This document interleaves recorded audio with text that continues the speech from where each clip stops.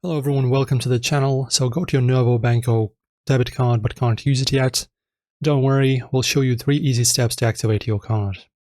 Firstly, grab the Novo Banco app from Google Play or App Store, sign in with your account number and temporary password from the bank's matrix card sent with your debit card. Verify your phone number with the SMS code sent to you. This links your debit card to the app in minutes. In the app, go to Cards. On the home screen, select your new debit card from the list. Set a new PIN for your card, make it unique.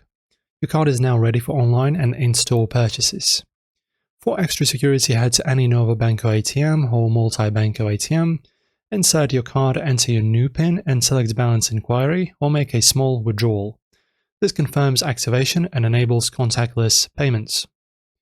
That's it, your Novo Banco debit card is ready to roll. Got activation tips as well, share them below. Hit like and subscribe.